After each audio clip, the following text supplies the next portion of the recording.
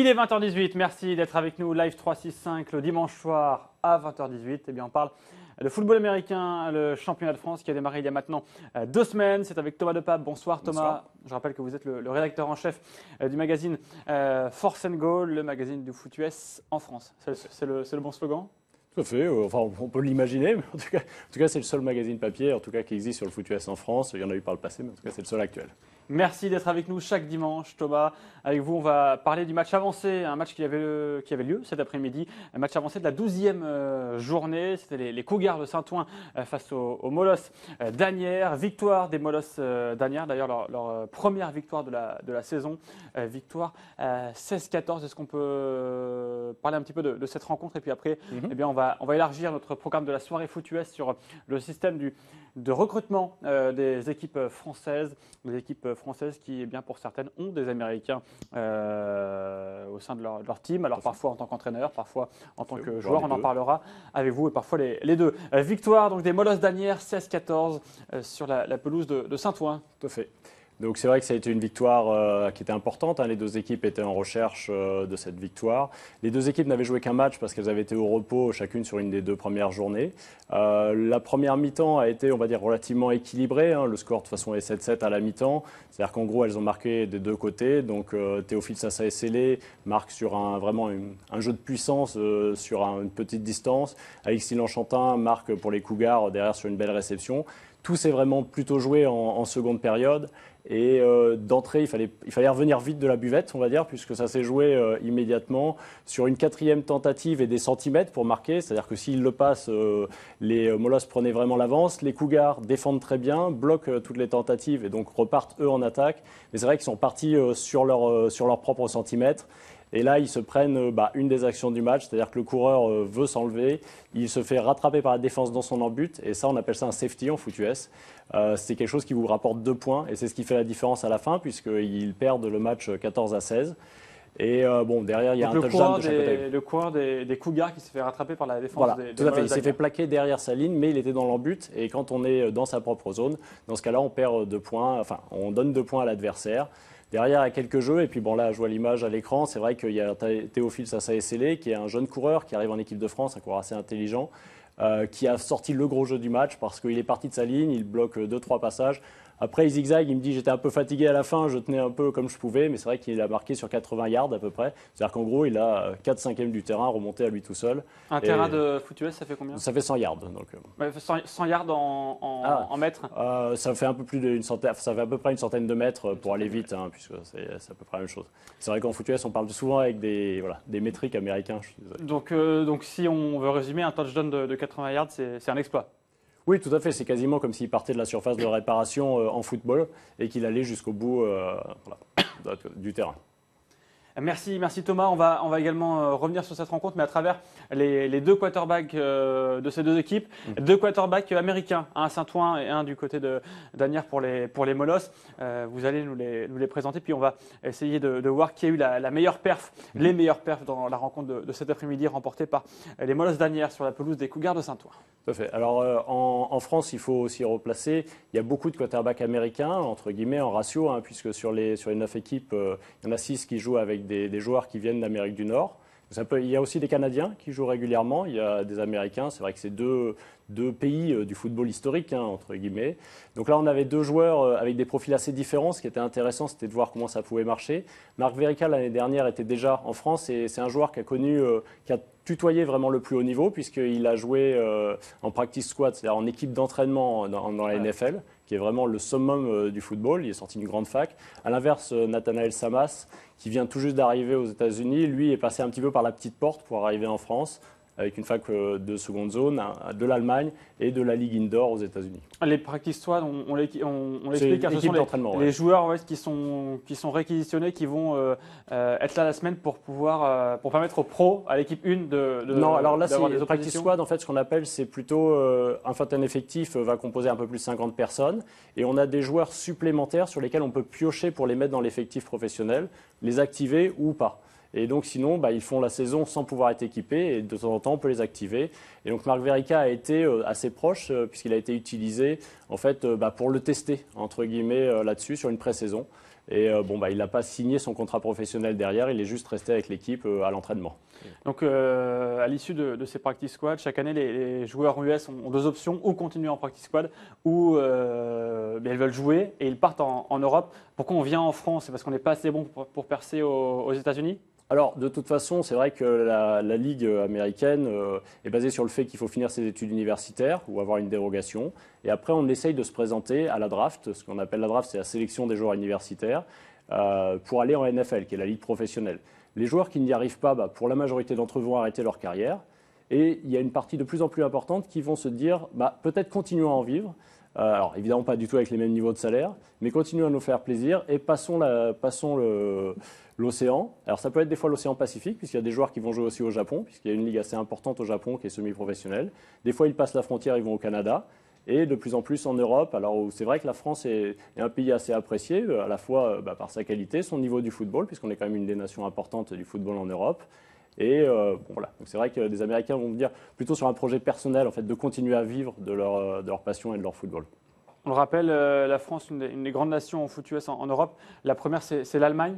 Voilà. Alors, on va dire qu'en Allemagne, est la première nation européenne, elle nous a battus d'assez peu dernièrement, mais c'est vrai que dans les compétitions. Il paraît que le week-end, ils jouent devant des stades de 30 000 personnes. Ça dépend des équipes, mais c'est vrai que voilà, on est sur une ligue semi-professionnelle. En Autriche, on est sur une ligue semi-professionnelle. En France, on est sur une ligue amatrice. Donc c'est vrai que voilà, la différence est là. Après, il y a la Pologne là, qui a investi beaucoup d'argent et qui est en train de monter une ligue assez riche. On va voir ce que ça va donner dans le temps, mais qui est assez. Donc les joueurs de foot US qui viennent en France peuvent vivre du foot US Alors, on va dire qu'ils ont un peu plus qu'un défraiement, puisqu'ils ont un petit salaire qui ne leur permet pas non plus de faire des extravagances. On ne parle pas en millions, là, on parle en milliers d'euros et même pas beaucoup de milliers d'euros la plupart du temps. C'est entre 0 et 2 000 euros pour… Oui, on va dire que c'est entre 1 000 et 1 500 euros pour aller vite. Et ça, c'est le top des salaires de foot US en France? Alors, c'est le seul salaire, entre guillemets, c'est le salaire des imports. Puisque les joueurs français, eux, payent leur licence pour pouvoir jouer. Ils adhèrent au club et voilà, ils jouent en payant. Alors que les imports, en général, c'est normal, sont un peu défrayés. Et en général, ils ont un logement de fonction, entre guillemets, de fonction, mais qui partagent à tous les joueurs. C'est pas, voilà. Et les coachs sont à peu près dans les mêmes fourchettes de salaire et souvent partagent des appartements ou pas avec leurs joueurs. Et on rappelle qu'il y a certaines équipes qui demandent de l'argent à leurs joueurs pour les déplacements, pour aller, par exemple, jouer de Pessac à Asnières. Les joueurs se cotisent pour pouvoir faire ce déplacement week-end. C'est vrai que voilà, pour tous les joueurs, eux, par contre, ils payent leur licence, ils contribuent. C'est dur pour les Français de voir des imports comme ça qui eux, vont pouvoir vivre de leur passion. Alors, vivre, comme je dis, il faut relativiser. On est quand même sur des salaires qui sont assez minimes. Derrière, ils n'ont pas de garantie de quoi que ce soit. Ils ne vont pas en faire une carrière. Le football, à partir d'un certain âge, devient un peu dur et rares sont les joueurs qui vont venir jouer en Europe après un âge de 26, 27, 28 ans. Donc, ils ont intérêt à avoir un métier quand même derrière et à venir. Après, pour les joueurs français, je pense que ce qui est important, c'est que les joueurs américains viennent aussi pour ajouter du niveau, mais surtout pour transmettre. Et donc ça, c'est vrai qu'on le ressent et c'est vraiment un apport pour notre football aussi, ces imports. Bon, comment on fait pour attirer un joueur de foot US, un joueur qui est aux États-Unis? On lui dit, pour lui dire, voilà, on a une ligue en France, mais elle n'est pas professionnelle. On est sur une ligue amateur. Comment on fait pour l'attirer? Alors on va dire qu'il y a deux filières. Il y a la filière de ceux qui ont déjà joué en Europe, qui sont passés par l'Allemagne, par l'Autriche, par l'Italie, l'Espagne, et qui, eux, connaissent déjà le football européen et qui sont en recherche de clubs. Donc là, c'est vrai que les joueurs peuvent aussi se proposer de temps en temps avec des vidéos qu'on peut trouver sur Internet ou qu'ils envoient. Il y a des sites comme Europlayers qui existent, qui est un site Internet où les joueurs américains et les coachs peuvent poser leur CV. Et les clubs, après, peuvent les contacter avec un système d'envoi de mail, de communication.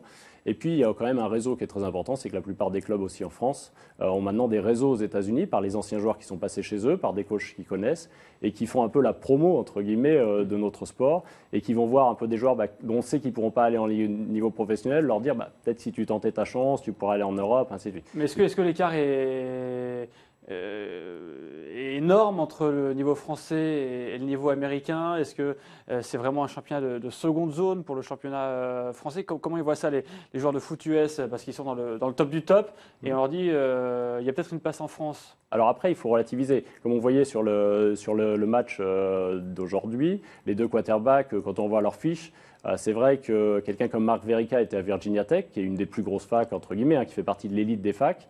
Par contre, à l'inverse, Nathaniel Samas était dans une fac relativement de division 2, ce qu'on appelle, ce qui est un niveau beaucoup plus cohérent, on va dire, avec le niveau français.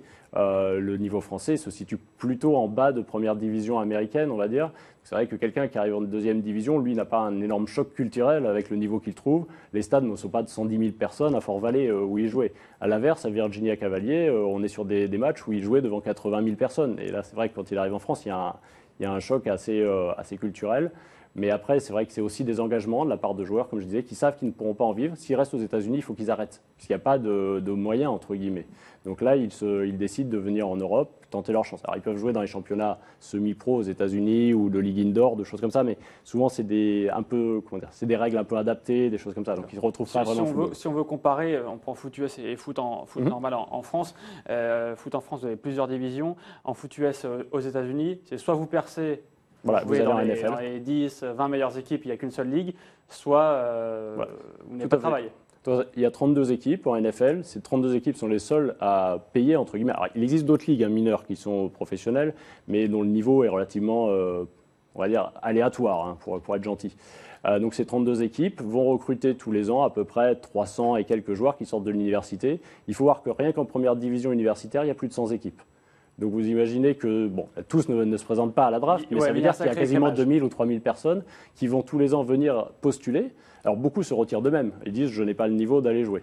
Et c'est parmi ceux-là qu'on trouve aussi ceux qui vont venir en Europe, qui peuvent avoir des fois tenté, d'ailleurs en professionnel, mais qui sont venus fermer la porte. Merci Thomas. 1 minute pour conclure avec le tableau, le classement, pour récapituler le classement de la Ligue de foot US en France. Et puis pendant que les téléspectateurs le découvrent, ça y est, toutes les équipes ont 2 matchs. Une dernière question, est-ce qu'on peut imaginer qu'un joueur US fasse le championnat de foot US en France, puis enchaîne avec une partie aux États-Unis? On sait qu'il y a le coach de Grenoble qui coach et en France et qui retourne après la saison aux États-Unis. Est-ce que c'est pareil pour un joueur? Est-ce que c'est pas possible physiquement?